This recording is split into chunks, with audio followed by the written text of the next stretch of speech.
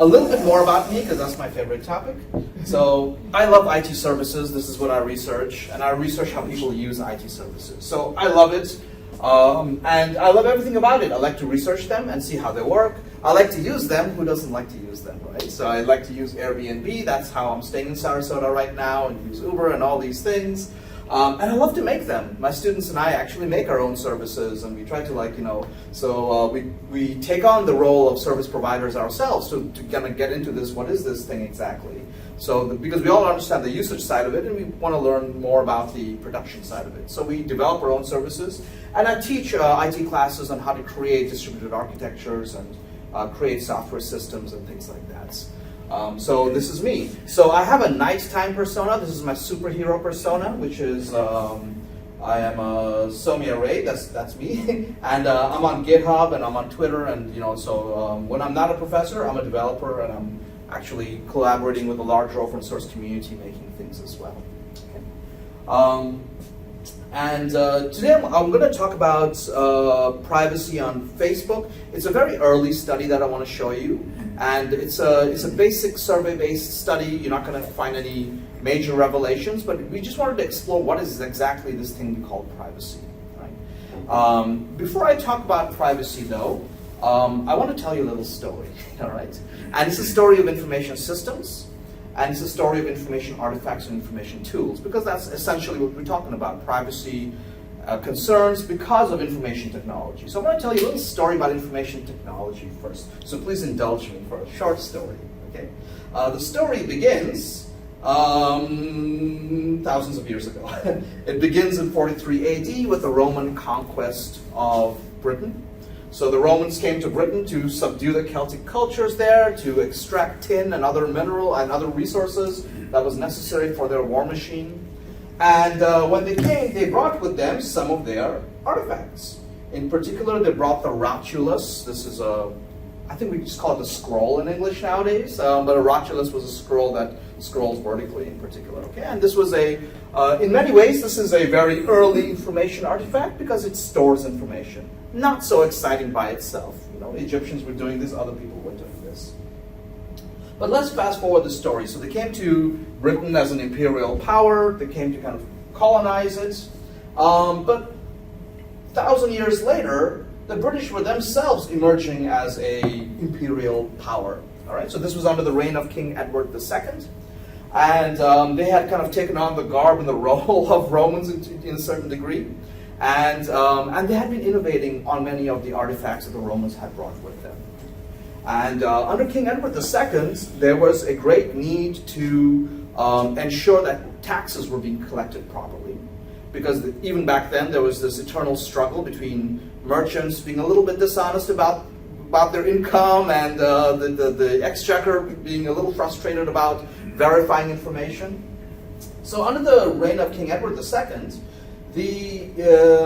the Royal Exchequer created this device, which I don't have a picture of. They created a device called the contrarotulus. The contrarotulus was essentially two rotuluses, and they put them in a particular configuration so that as you scrolled one rotulus, the other would scroll the other way.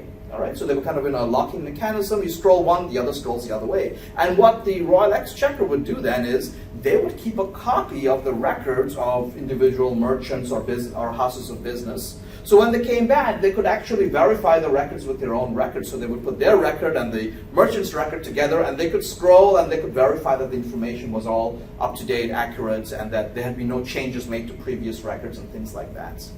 So this was called the contrarotulus. And to me, this is a true information artifact. This is a true information technology, because we're not only storing information now, we are applying a lot of the qualities that we demand today for information security, like accuracy information, assuring the integrity of information, assuring non-repudiation, so merchants cannot simply say, oh, I never had that money, what are you talking about, right? So to me, the contrarotulus was an early information technology, not an information system per se, but an information technology nonetheless, all right? And we can call the counter roller, but the contrarotulus. And I'm telling the story of the contrarotulus for a couple of reasons. The first reason is The Contrarotulus was a boon for the Royal Exchequer, but it was a curse for much of the population, all right, and for merchants. And it took on this persona of being something highly necessary and highly vile at the same time. People didn't really like to have this imposed upon them, even though it was there to keep them honest, right? So to me, the story of our tension with technology is not a story that begins in 2004 with Facebook. It's a story that begins thousands of years ago. As soon as we start using information technologies, it takes on this dual persona where we need it and we hate it both at the same time. All right.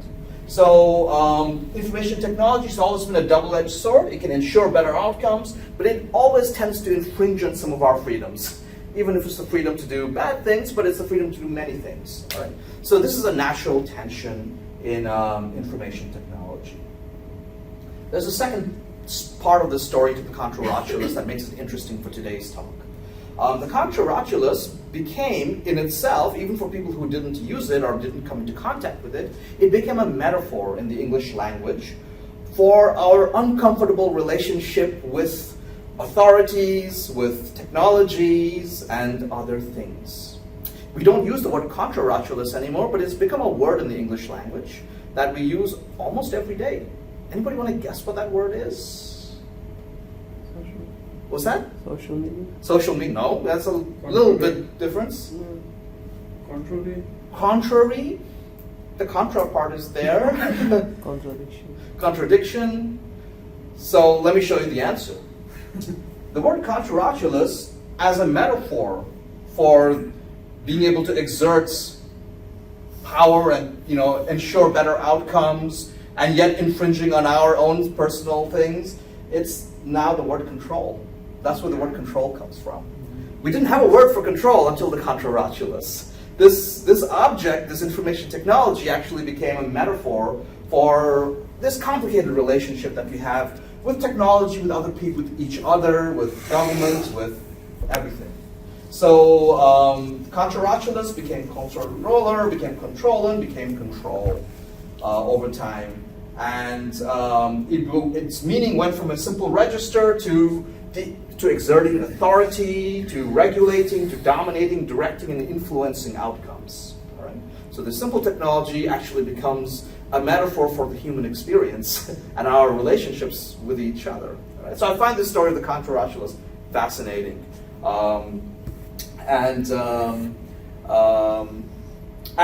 Psychologists have kind of picked up on this notion of control. By the way, I should also mention 200 years after the Contrarotulus, the idea of the Contrarotulus spread through Europe. The idea of control spread through Europe. And in Germany, the German sense of the word control would become would lend itself to the expression control group. So when we do statistics and we have a control group, that was just 200 years after the Contrarotulus. So they really saw this notion of being able to compare information and control outcomes took on meanings in our personal freedoms to science, to everything. All right. To psychologists, control is an incredibly important issue because, and a simple definition is our perceived ability to significantly alter events. So if I can alter what's going to happen in the future, I have some kind of control. All right, so that's what it became the meaning of control.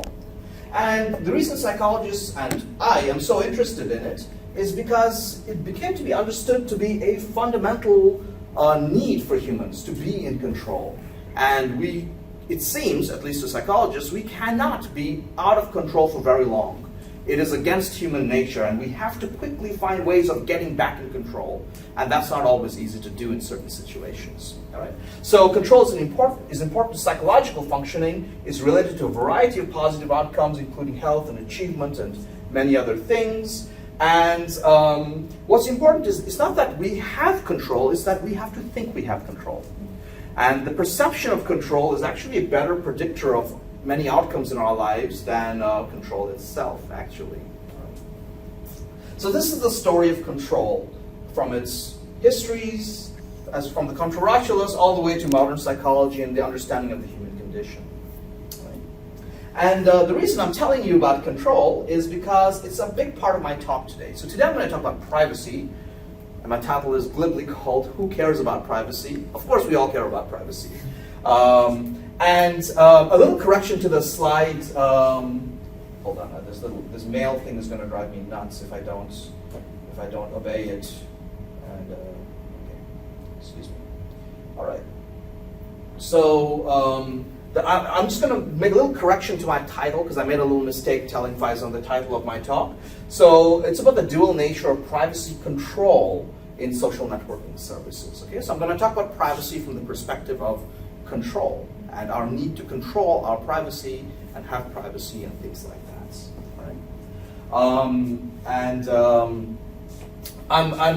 As I mentioned, I'm just glibly saying who cares about privacy. The question really is, who is it that actually cares about privacy? I know we care about privacy, but why do we sometimes talk to people and we have varying notions about privacy? I'll talk about that. First of all, this research is I'm not the primary author of the research. My PhD student Arturo from Peru is the primary author of this study. I'm tagging along for the ride. But the project actually began with a master's student. So this is an interesting team. Arturo's from Peru. I'm from India. Garyong is from Macau, and he happens to be studying in Taiwan. But it's interesting that he's from Macau because Macau is under the Chinese system. So we have three very different perspectives about privacy and Facebook and things like that. All right, so that's the title of my talk. And am I going to get into? Okay, and let me just say a little bit more about these authors, because when I do research, I love to extract like the personal value from the researchers involved. I don't think we're just instruments putting theories and things together like ants. There's a lot of personal value we bring into it. The research began with Garyong because he's a master's student. He's a young man who's very passionate about many things. And he's very concerned, and he was very concerned about Facebook, and not just Facebook, but social media and our privacy on it. And he told me, and when he came to me, he came from a different department, he said, I want to study privacy on social networks with you. And I said, well, that's great, but what are we going to study? I mean, tell me something interesting about it. And he was like, well, I think it's very important. And I said, I agree with you, but that's not a topic. And I told him, you know what, cool down, summer's coming along, go back to Macau, talk to your friends and family about it, and then come back and tell me something interesting about privacy from your conversations with people. Right?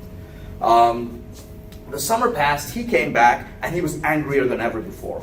And I said, well, what happened? Did you talk to your friends and family about privacy? And he said, yes. And I said, did you ask them about privacy on social networking services? Not only Facebook, but in China, they have their own services.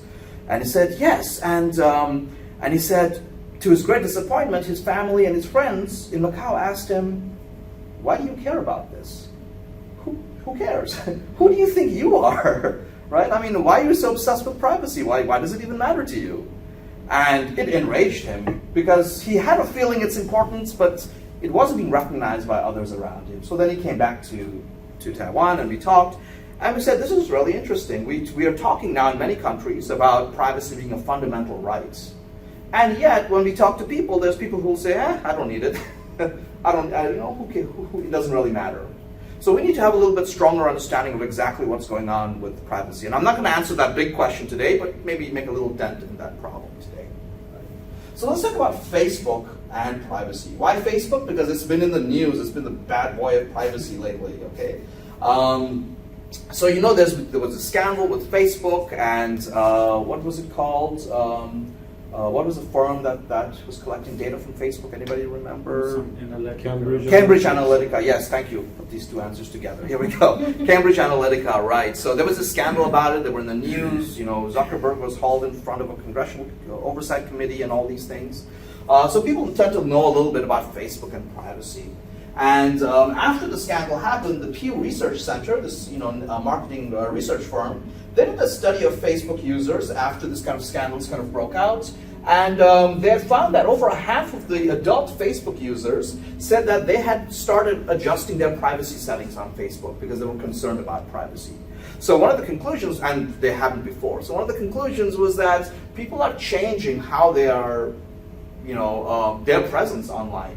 They are taking behaviors to protect themselves and their own privacy. They're not just leaving it to the default settings of Facebook.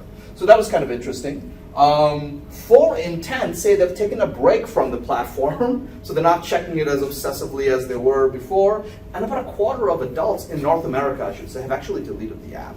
All right. For many of you who have maybe who have children, you'll know that for among children today, Facebook is not that popular anymore. In fact, it's your platform now. It's their parents' platform. They don't want to be on it. All right, they've got their own little neck of the woods. I don't know, maybe it's TikTok or something. I don't know what it is. Snapchat, all these things, right? So, so behaviors are changing around Facebook. So if you kind of read some of these things, it seems there's a lot of self-protection going on social media and some attrition. People are kind of leaving a lot of the social media platforms. But that's not the whole story. Actually, worldwide, Facebook is growing pretty healthily. All right, so Facebook is actually growing, even though you hear these stories about people dropping out and protecting themselves. In North America, that's this dark bar down here. Facebook is kind of plateaued off, and there's churn. There's churn. People are joining and people are leaving at the same time. But in other parts of the world, in Asia Pacific, in Latin America, and Middle East, and other places, Facebook's actually growing pretty fast. So don't feel too sorry for Zuckerberg. Okay, he's doing okay. And so this conversation about Facebook and privacy has become, the metaphor I like to use is from The Matrix, this red pill, blue pill kind of thing, where what are you going to do about it? Are you going to take the red pill and become this, and be ever vigilant and protective of your privacy? Because there's no end to that. Once you go down that road and saying, okay, I'm going to be concerned about that, I better do something about this, there's no end to this road. You've got to be ever vigilant and ever on your toes. You're never going to be able to relax again in life, okay? This is a slippery slope into a kind of paranoia, but you live with it. Or do you take the blue pill? When you take in The Matrix, the movie, you take the blue pill and forget about all this. Just go about your life. Don't worry about all these things. There's other things in life to worry about. Okay, so there's one less worry concern you have. So that's kind of the polemic discussions we're having around Facebook and privacy nowadays. Are you going to be a vigilante about privacy, or are you just going to say, let others take care of it? And I just want to mention one thing. This is true not only between countries, but within any country.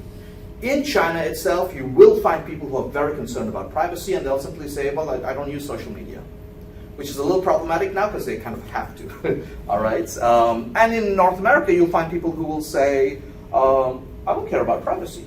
So these sentiments are not like, they don't have national boundaries to them. In any country, you will find people on both sides of this story about privacy.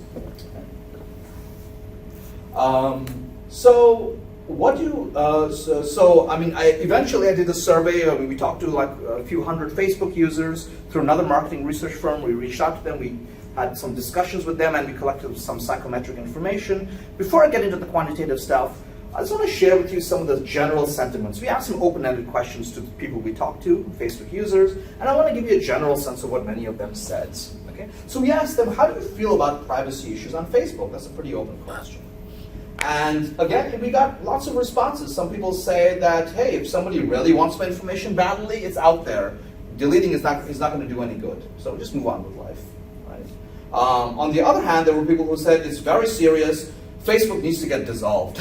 You just disband this whole thing. It's so two very opposite kind of views about things. There are people who said it's mildly concerning, but I haven't changed using it. It's mildly concerning, but I haven't changed how I use Facebook. The second part of this sentence is what I'm really interested in. Why has this person not changed their usage of Facebook? I have to believe Facebook's team is handling the situation appropriately. So again, before we jump into numbers, just think about these sentiments. I have to believe that Facebook is taking care of this. Implied being, it's unimaginable that they're not. It's unthinkable that they're not. I just have to believe that they're doing it. All right. On the other hand, people said, I'm concerned enough that I basically don't use Facebook anymore. Okay. And then there are people who said that I think Facebook has improved their policies, so I have some control over my data. Right. And then there are people who said, I feel I have no control over any of this. Right. So even in the discussion that people have about Facebook, they use these words about concern, they use these words about control. Thanks to Dr. Rachel this long time ago, we have a metaphor for for the struggle that we have, okay? And I'm going to talk about concern and control to some degree. We also did ask them, how do you manage your privacy if you manage it? Some people say, I use the privacy settings on my account. Some people said I restrict access to my data. This big wall of text says pretty much I restrict what I'm doing. And some people say, strategy, what strategy? It's just Facebook. I don't have any strategy for using Facebook. As this is a sentiment I think we've all heard before. I got nothing to hide. Come read my Facebook. I have nothing to hide. All right. Some people say they've cut down their use and things like that. All right. So this is just a qualitative sense about how people are thinking and talking about Facebook today. So I just want to share that with you. Because it's a little easy to kind of get into numbers and then get caught up in that, but just to kind of get a sense of how people are talking. So one of the important takeaways is people talk about Facebook and about privacy in terms of their concern about privacy and their control over their privacy. And there's this kind of tension between these two things. And indeed, if you look at what information systems researchers at least are doing, talking about, they're also talking about privacy as a story of these two things, your privacy control and your privacy concern. Right? And let's just talk about these two for a minute here. So privacy control is simply defined as your ability, and I hate definitions like this because they're still circular, your ability to control submitted personal information when using the internet, okay? And then measured by survey items like this, how much control do you have over who can get access to your information, how much control do you have about your personal information that has been released, all right? So it's all about to what degree do you think you can alter how your information is extracted, used by other people. So this is the kind of sense of privacy control that researchers have been using in recent years. Right? In fact, I think this this definition comes from this paper by Xu et al. In ISR. It's a very well-noted paper. Okay, and on the other hand, we have this sense of privacy concern. And I'll show you some items for how they're measured later, but privacy concern is where a lot of research focus has gone into. People have been talking about what is this thing called privacy concern? What are you concerned about exactly? And so much research has gone into privacy concern that people have broken it down into multiple dimensions. They say privacy concern is you're concerned about how data is collected, you're concerned about how it's accessed and used, and you're concerned about errors in data that companies may have. So researchers have been distinguishing between your control over your data and how concerned you are about how your data is being used. And this is not everything in the literature on privacy, but this is kind of a big notion, at least amongst information systems researchers, that there's privacy control and privacy concern. And the major understanding is if we give you, the user, more control over your privacy, you will be less concerned about your privacy. So to address your concerns, we should give you control. So that's the kind of understanding. So there's this negative relationship. I'm drawing it with this candy striped arrow here. There's this kind of negative relationship. And the idea is that if people have a greater sense that they control the use of their information, they will have fewer privacy concerns. This is from Deneb and Hart's work on privacy concerns and control. All right? And this has gone for many years, kind of, this has become our, our conventional wisdom about privacy and what companies should do about privacy. Give users more control. And it sounds great.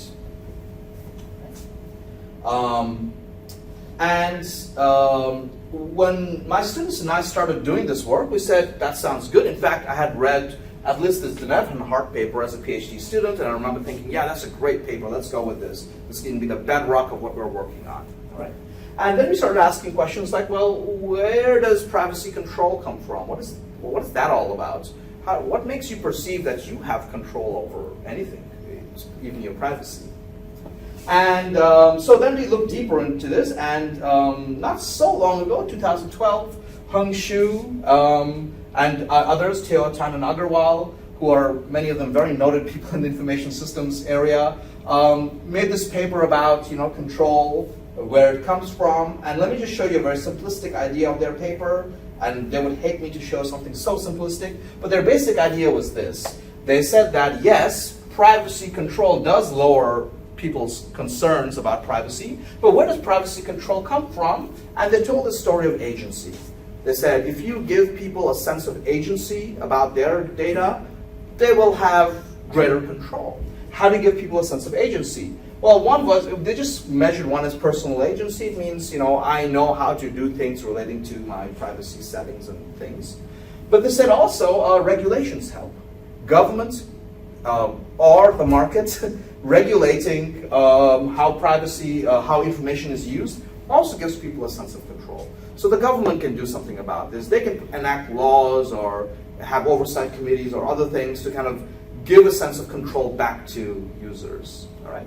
And they were looking at interaction effects and many interesting things, but they basically created this antecedent to control. They said this is where privacy control comes from. It comes from your own personal sense of agency and what you can accomplish by yourself, and it also comes from the governments or other powerful institutions taking steps to ensure that your information is used well. All right.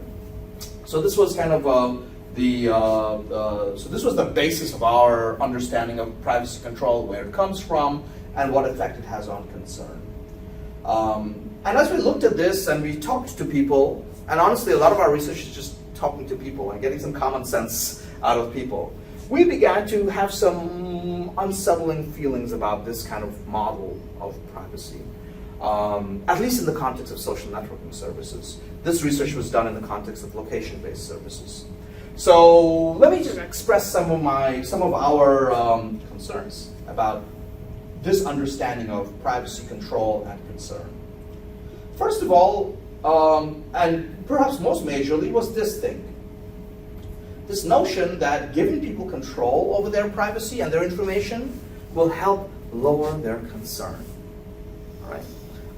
There's a couple of things we're not comfortable about this. The first thing is that really true? If I give you more control, you will have less concern? And I'm afraid this is not a very academic way of thinking, but we just kind of reflected upon things that we do. I teach an information security class. I literally teach a class where I teach students how to create secure distributed systems. We learn cryptography and complexity theory, and we develop software. We use all these kind of modern tools to create secure systems. And obviously, funnily enough, we have a Facebook group where students in my class can interact with alumni of my class, because many of my alumni are now in industry and they can talk about information security. And one of the ongoing jokes on that Facebook channel is that once you've taken my class on information security, you're going to be paranoid for life. All right? Even after I've given you all these incredible tools, with mathematical rigor of ensuring security, you're going to come out extremely paranoid about security. You'll never be able to open up a simple browser and go to Facebook. There'll be 10 things you have to do before you do that. All right. And I talked to some of my colleagues. Me and my colleagues, we should also teach some data science classes. So when we teach data science classes, we notice that for many, maybe slightly older students, PhD students, rather than saying, "Wow, I have these amazing tools now. Let's go out and change the world and start new businesses," their first thought is, "Oh my God, this can be used in such terrible ways if you wanted to." Right? You can do terrible things with this. And we have, sometimes companies, institutions approaching us for very dubious purposes. We've had banks come and tell us, "Hey, could we use Facebook information to kind of get more information about the viability of loans that they're giving to people?" We're like, "What?" So when we teach data science classes, a good segment of our class comes out extremely concerned about what this thing is and what it can do. And in fact, for many of our PhD students, I'll say, the more they learn about data science, the more they shift their research into the ethical use of data science. I'm at UC Berkeley now. That is the entire conversation, is the ethical use of data science. And in fact, I go to meetings there on the ethics of data science, and people from Google and Facebook actually show up to those meetings. And they say, "Yeah, we don't know what's going on either. Please talk to us about this." All right. So to me, the simple logic of giving people control and their concern will go away is actually, for some people, it works the other way. For some people, you give them more control and they actually get more concerned because they understand the depth of the problem much, much better now. All right. And so I couldn't entirely buy this story then that, hey, if all Facebook does is add a few new toggles and switches to Facebook, people will be happy. In fact, well, why doesn't it work the other way? Maybe if you get on Facebook and you see all the things and you can control all these things, maybe you'll start thinking, oh my God, what should I do now? Which one should I switch? All right? So I couldn't buy the story that giving people control removes their concern. It works for some, but it seems to work the opposite way for others. So this was one of the fundamental doubts we had about our understanding about privacy and control and concern. And from there, the problems kind of compounded. A general notion is that if you lower people's sense of concern, they will be less likely to exit. They'll be less likely to take, extra measures. So in many ways, giving people a sense of control was to lower their concern, but the ultimate goal for companies like Facebook is to stop them from leaving. All right. So this is the kind of story. And once again, we were wondering, is that really what it is? All of these things we're doing with privacy is just to lower people's concern? That's the end game here? It didn't really make sense to me. All right. And also, where does control come from then? All right. Where does our sense of control actually come from? We've seen the story of agency. Okay. I know we started a little late, by the way, and we're going to be short on time, so I'm going to go through the rest a little bit quickly, but my ultimate goal is to kind of challenge these notions we have about privacy, control, and concern. Okay? And I'll show you a few things that we've done through theory to kind of challenge this kind of a model. The first thing we did was we asked ourselves, well, what exactly is control? All right? And you kind of have to take camps because psychologists have their own schools of thoughts, and we kind of listened carefully to this work by Rothbaum, Weiss, and Schneider from 1982. It's been there for a while. And they challenged this notion of what control is. And they said that control isn't one thing, it's multiple things. Right? And the work they did would go on to influence researchers studying the sense of control in many potentially traumatic areas. For example, I haven't told you what their theory is, but their theory was used later then to explain situations where people experience a loss of control. For example, it was people looked at settings where children are undergoing medical procedures, and they're children, they don't exactly know what's happening here or why it's happening. And so psychologists have studied these children, they've also studied their parents. What happens when you're a parent and your child is undergoing a medical procedure? How do you cope with this situation? You're not the surgeon, you're not the doctor.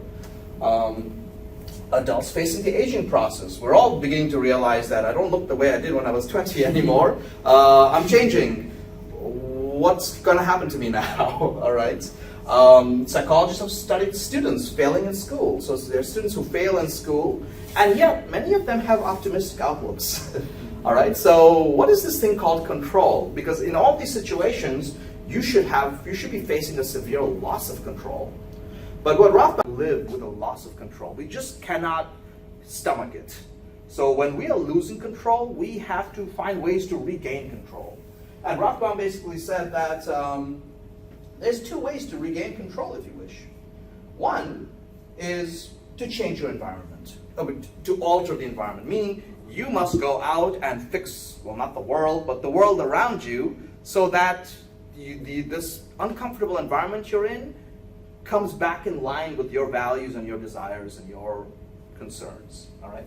And this is called primary control, and this is the way we usually think about being in control. We think of that if something goes wrong, you fix the problem.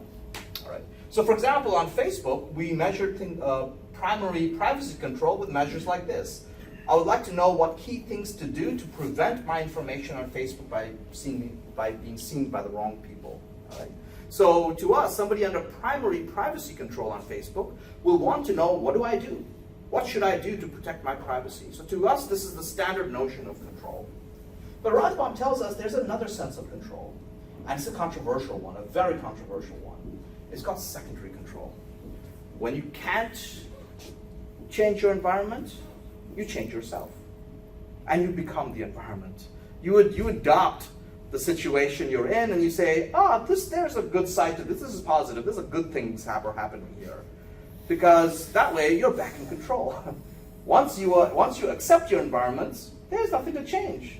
You couldn't change the environment, so you change your values or your understanding of the environment. You alter that so that now everything's okay. And an example of this, when they studied students who were failing in school, there were students who were literally failing their classes, not going to classes, and when psychologists talked to them, students would say things like, you know what, I know I know I'm failing school, but this has been such a good experience. I'm not sure I would want it any other way. I've learned so much from this, right? So they've taken a positive spin on this very negative experience so that now they can kind of imbue they can have a sense of control back. They're like, yes, everything's going great, all right? And in terms of privacy, it would look something like this. People who would say or agree with, despite any privacy issues on Facebook, I try to focus on the benefits of using it, all right? So things may be going bad, but there's still value here. There's something good here for me. So we kind of looked at control, on this notion of privacy control from the view that Rothbaum would put it, which is that it isn't just about people going out and toggling their settings. It's also a lot about people saying, as my student from Macau experienced, what does it matter? Who are you? Why does it concern you, right? I mean, get on with life. That's one solution to the privacy problem, just get on with life. Then you don't have to worry about privacy anymore. It's brilliant, right? So we kind of asked ourselves, well, what if everyone doesn't view privacy the same way? Some people will say, yeah, we got to take up arms and fight this outrage. But then others may say, you're not a big shot. You have something to hide? You have nothing to hide. Just get on with life, right? So to us, there's two ways that people regain control when they're losing privacy. And I know privacy and Facebook privacy is not as big a deal as some of these things. I grant you that. And yet we think that this will still exhibit itself. I won't go into I'll mention some of the things that we use to measure control. And these are measures we found in literature from psychology, and we kind of derived some measures from that. But I'll show you some of the interesting measures that we found that psychologists are using to measure secondary control. This is secondary control, mind you. All right. Let's see. Simple things like this is about the aging process. People who are witnessing themselves changing in the mirror say, I tend to focus on what's good about getting older, not the negative side. Well, of course, you're not going to be able to reverse the aging process, right? Or people saying things like, I forget which study this was. This was about students failing in school. Students who would say, things will all work out in the end, right? So what they've basically done is they've said, the end is going to be good, so I don't have to worry about everything between me and the end, the good ending that's going to come to me, all right? We love this one. I often feel my academic performance, bad performance, and experience has been a blessing in disguise, all right? I mean, you're laughing, but we have to. There's some things in life where you just have to say this. You don't really have a choice, all right? And so on and so forth. So we kind of took these items that psychologists use to measure secondary control in distressing situations, and we derived from those items to kind of measure, do people believe this in terms of their privacy? Things like, this is something we adapted. Even if people find out there's something about me on Facebook I didn't intend them to, it could turn out to be a blessing in disguise. All right, so somebody found out something embarrassing about me, but you know what? I'm glad it got out. I'm good now, all right? So basically, secondary control, and this is why some people argue it's not control, it's a coping strategy, right? And let's not belittle it, because we all need to cope with the things we cannot control, right? So we want to get to a goal, like I want to get to a place where I don't have to worry about privacy issues. So how do I cope? I try to focus on the benefits. All right. So, and you will notice all these items we've adapted, they've all got a goal and they've got a strategy. All right. And the strategy might simply be saying like, it's a blessing, all right, from above. All right. And I'm going to just kind of go through this. So we kind of recreated this model of privacy control and concern, and we kind of kept agency in there. We asked, where does people's sense of control come from, apart from agency? And we looked at cultural values.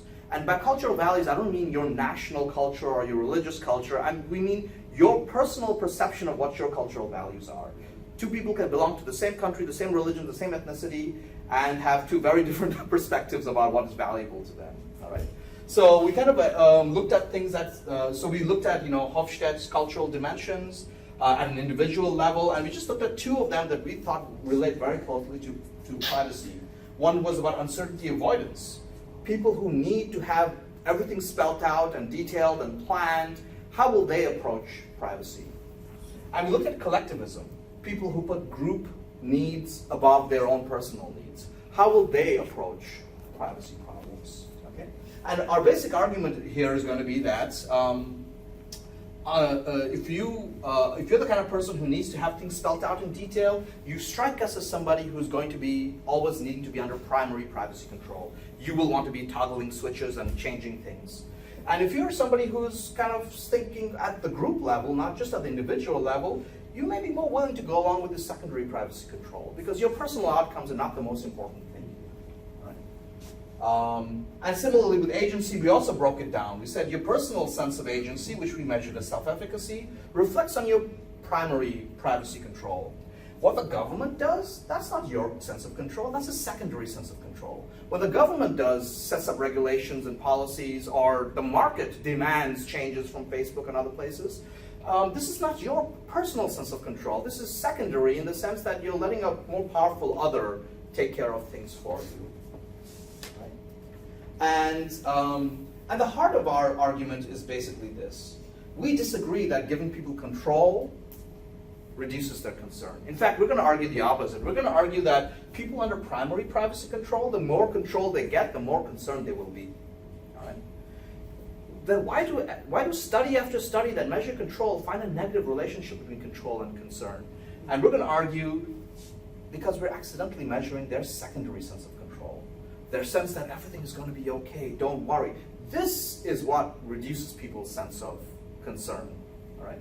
And if we were to measure primary and secondary control as one thing, we may, unfortunately, end up measuring one or the other, but not both. And what we suspect is in a lot of studies where people measure privacy control, they're accidentally measuring secondary control. But when we deliberately change the words to distinguish between these two types of control, we think we're going to find two completely different results. I'm going to skip by things a little bit. But I'll also let you know, we also try to distinguish between people's sense of concern and their general privacy risk. And let me explain this for a moment. When I moved to California, I moved to Oakland, and all my friends in Taiwan said, "What the hell are you doing? Oakland's extremely dangerous, you'll get killed there." All right? And I said, well, that can't be right because there's millions of people living in Oakland, they don't seem to be dying. All right? So I'm gonna go there and I'll figure out what I'm gonna do. And I realized that there's a difference between, and by the way, Oakland is a dangerous place. I found out I shouldn't be walking around my neighborhood after dark. People just said, don't do it. After 7 o'clock, stay home. Just that simple, right? There is a general sense of risk that we often experience, but it's often different than our personal sense of concern. I'm not concerned living in Oakland, but I do understand that there's general risk. If somebody just naively came in, they could be in trouble, okay? But once you know the area and what to do and what not to do, you're okay. So similarly with privacy, we distinguish between what the media tells you about the general risk of using Facebook and your particular concern about using Facebook for yourself, given your abilities and things like that. Right? And then lastly, we basically argued that people who, that privacy control affects how you use social networking services like Facebook. It's not all about lowering your concern and then certain things will happen. Your sense of control will directly affect what behaviors you do to protect yourself and whether or not you leave Facebook. In fact, one of our arguments is that people under secondary privacy control, whether or not they are concerned, they will never leave Facebook. Why? Because secondary control is a coping mechanism. And the whole point of coping is you don't have to do anything. You don't have to physically do anything. Once you've coped, you can just stay where you are. So we're going to argue that people under a secondary sense of privacy control will never leave, well, not never, but they're much less likely to leave Facebook. Because, and despite whether they're highly concerned or less concerned, because through coping, they are able to stay. Okay? before I show you the results, I just want to tell you why we're doing this study. And we've noticed that privacy research, for example, this framework by Xu et al., privacy researchers have now moved beyond this kind of psychological understanding of privacy, and they're trying to create interfaces and controls and mechanisms to give people a sense of control, reduce their concern, and things like this. So there's a lot of experimental research now going into privacy and how to lower people's concern. And the reason we're worried about this is because there's this assumption that you need to create tools that will give people control and all will be good. And we want to argue that we need to challenge this question, that giving people control may not be a singular thing, and it may not be what you think it is. All right. Just to kind of show you the results of our study, by and large, everything we've hypothesized pretty much came true. And the most important thing here is that we found that primary control of privacy and secondary control are two completely different beasts. One primary control increases your sense of concern. The more I inform you about the privacy, the dangers of using Facebook, the more I tell you what controls to toggle and switch and things, you'll get more and more concerned on average. All right? It actually doesn't lower people's concern. Rather, it is the secondary sense of control that lowers people's concerns and prevents them from leaving. And where does this secondary sense of control come from? It actually comes from government regulations, from policies, from market pressures. So in a weird way, when the government does something to ensure your privacy, or the market forces tell Facebook they should do certain things, that's great. But what it's actually giving you is a coping mechanism. It allows you to say, well, that's great, I don't have to do anything now. All right, so far from giving you control, it's actually letting you lay back and say, this is gonna all turn out well. All right, and we had some unexpected findings. We had this negative effect between primary control and distancing.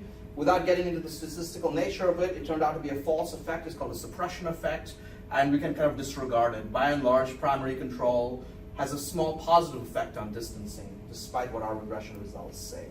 Okay. And then importantly, we measured what other researchers call privacy control, and we compare it to our primary control and secondary privacy control.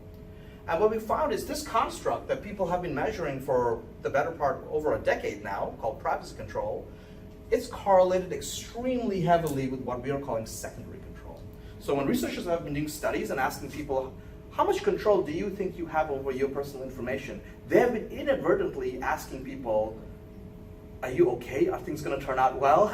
And people have been responding with their sense of secondary control, not their sense of primary control about what they can do about their privacy. So in many ways, we may have this story of privacy kind of flipped around in our research. And I'm not going to get into some other alternative things we looked at, etc., and some other measurement issues. The important things here are, I think the important takeaways, and I'm going to try to end this now with this slide, are this. When we're concerned about people's privacy, and we want to do a study, it could be a psychological study, it could be an experimental study where we're actually creating interfaces and seeing how people respond to these interfaces.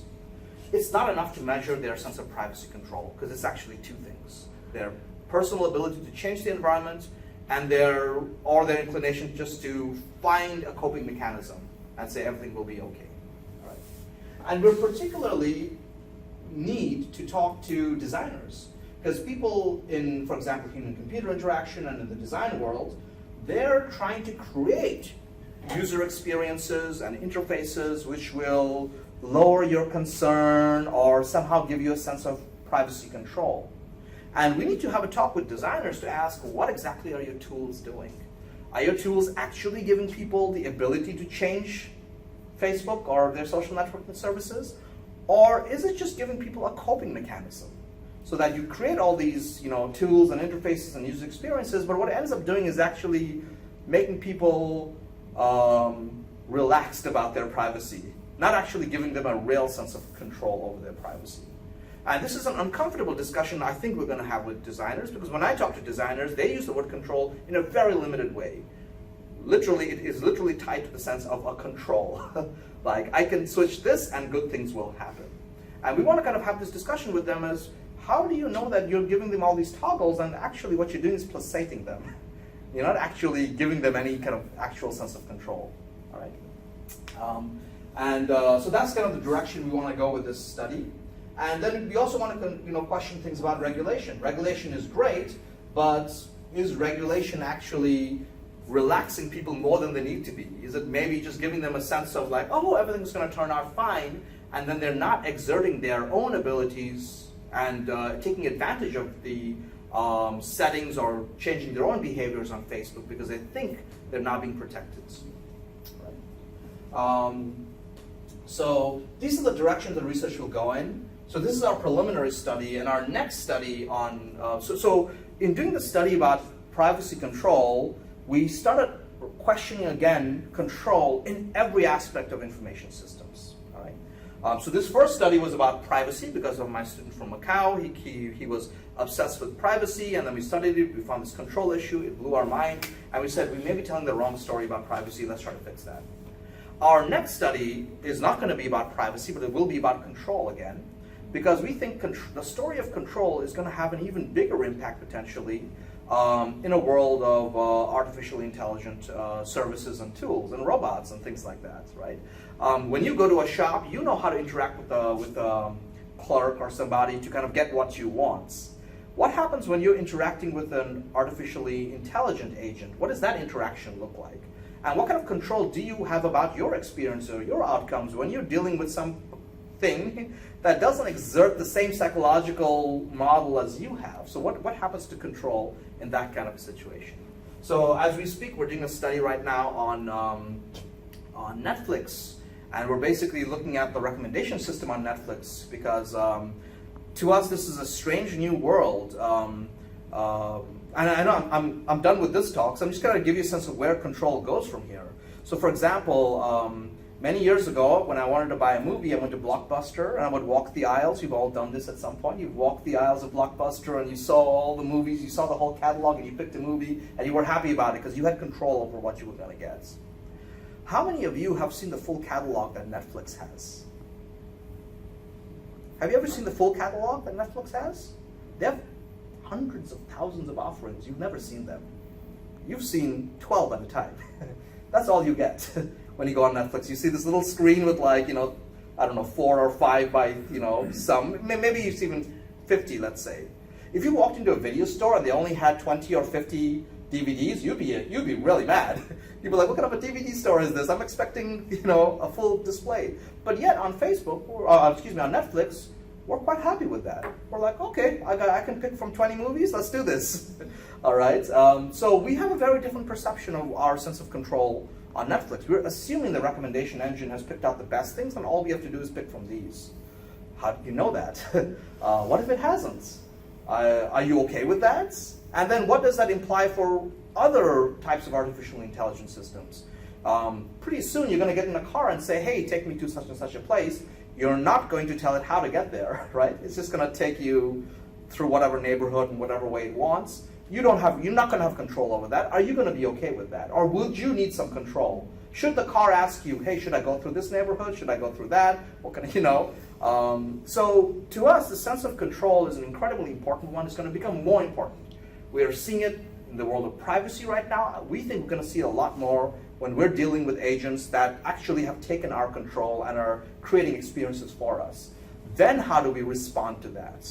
All right, so we're going to bring this mechanism, this baggage of our human psychology, but we're going to be confronting agents that don't share this psychology. And how are we going to be interacting with these kind of machines in the future? So that's where we believe the studies of control and things are going to. All right? So I'm sorry for taking up 15 minutes more of your time. Thank you very much for your attention.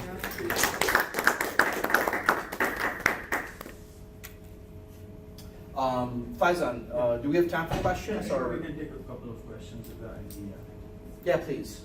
Yeah, thank you so much for that presentation. Enjoyed it. But has there been any part of your study that is concerned about how now governments are even invading our privacy, and they have specialized agents? Yeah. Most major governments, even our own government, that are invading privacy, getting information, and we are not even trying to regulate,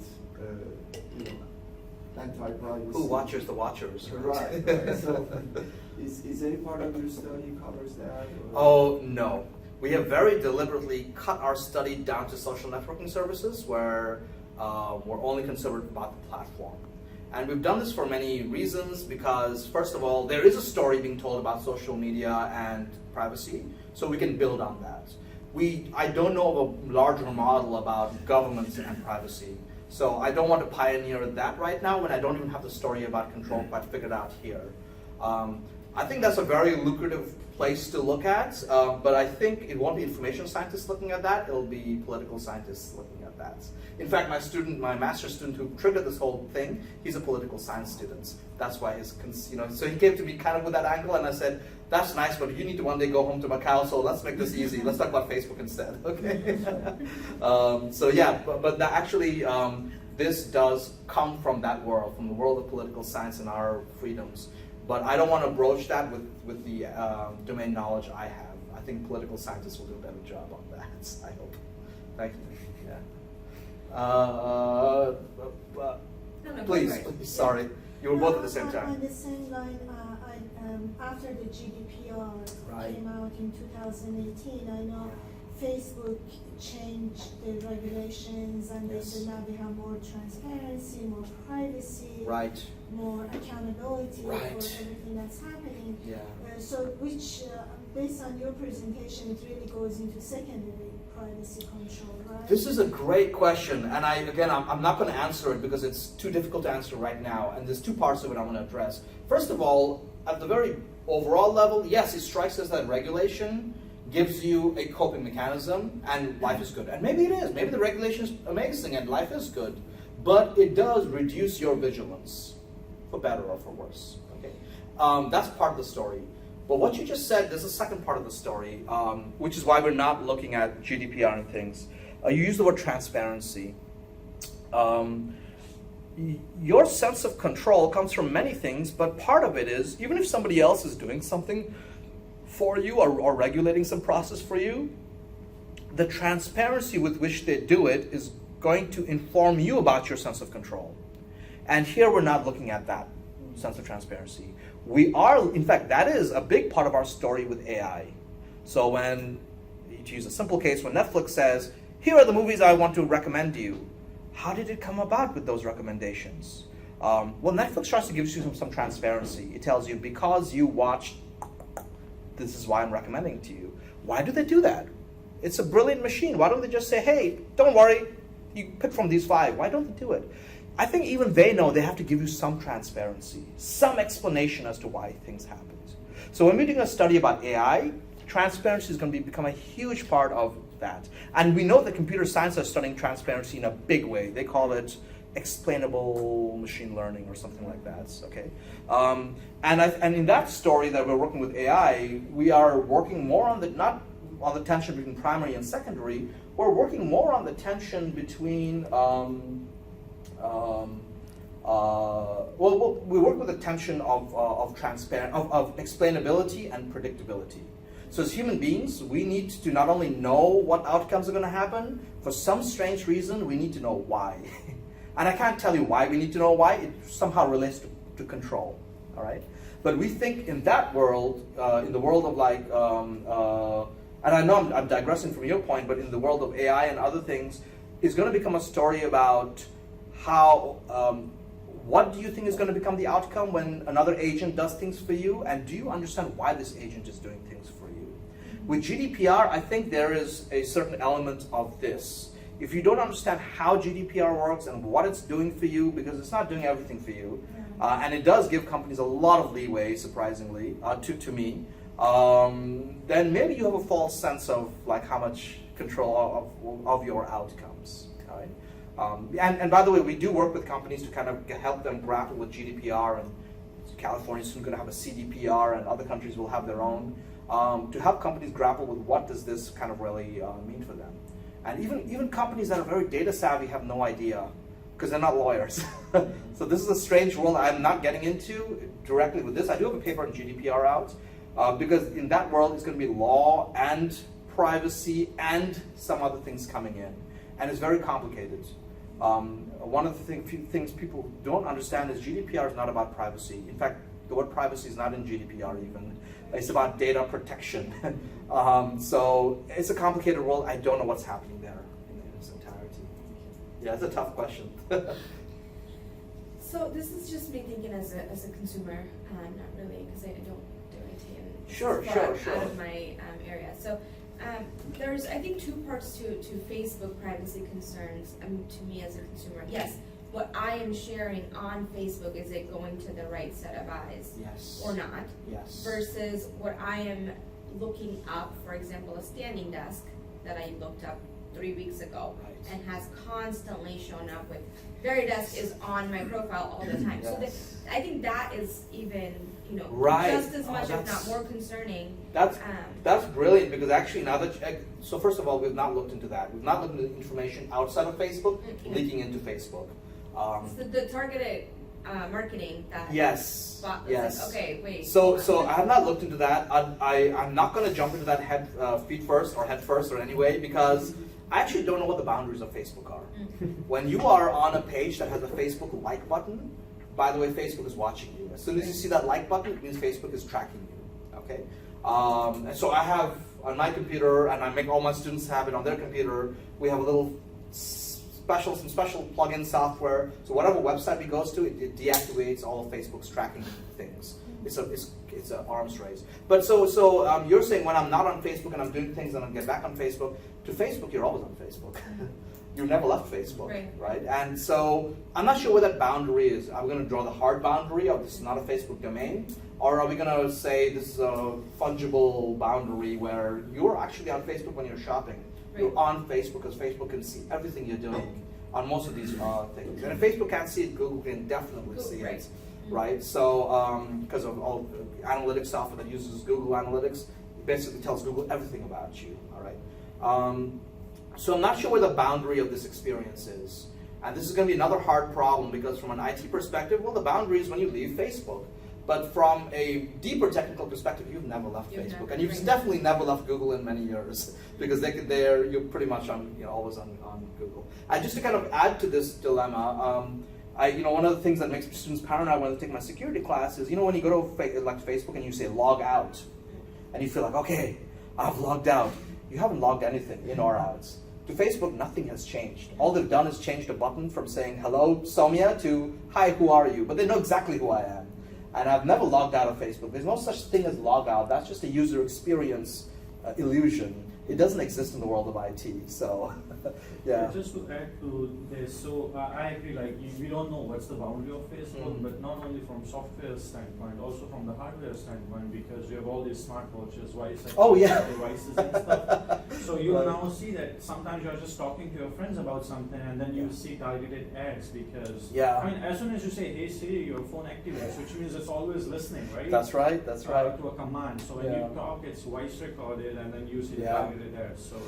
So this is why I said this conversation has to go from IT people to design people, because design people are determining the user experience, and they can create experiences where you feel you are safe, but you're not private at all, right? They have simply drawn a curtain in front of you, but it's just an illusion of a curtain. So I think we need to have a talk, and we need to talk to designers about, is that an ethical way of doing things? Is it ethical to tell somebody, hey, log out of Facebook? Because as an IT person, I can tell you it does nothing in the back end of Facebook. It does nothing. So what does this imply for our user experiences? I don't know yet. I'm still working on this simple thing. Yeah. Yes, please. I think maybe our last question. Yes. Depending on your time, of course, yeah. Thank you for the presentation, given that I'm taking the last one in terms of inquiry. Given the existence of this archaic thinking when it comes down on how individuals have been actually testing this secondary, not the primary understanding of privacy, how will we be able to distinguish the differences for individuals that are not able to cope with this understanding, as they're not researchers? Yeah. One of the challenges I often get is, if I can't cope with this world of Facebook, can't I just leave it? Isn't exiting an exertion of my primary control, or what is it? I can just leave, right? And to be honest, Farkan, I can't answer your question because even with my own students and I, we have a strong debate about if you leave Facebook, is that an exertion of primary control? Is it a failure of secondary control? What is it exactly? Philosophical. Yeah, it's philosophical, but it's an important one nonetheless, right? So I'm sorry, I don't have a strong answer for that because again, psychologists will say you cannot be in a state out of control for very long. We as humans, it's like not having oxygen. You just cannot be there. You will scramble to find some sense of control, whether you like it or not. Okay, and we're debating questions like when you exit Facebook, like say I'm deleting my account, I'm never using this again. What kind of control are you exhibiting exactly? Is it primary? Is it secondary? I mean, are you giving up? Are you exerting your abilities? What is it exactly? We're not actually exactly sure. Yeah. Quite frankly. Right. Thank you so much. Thank you. Could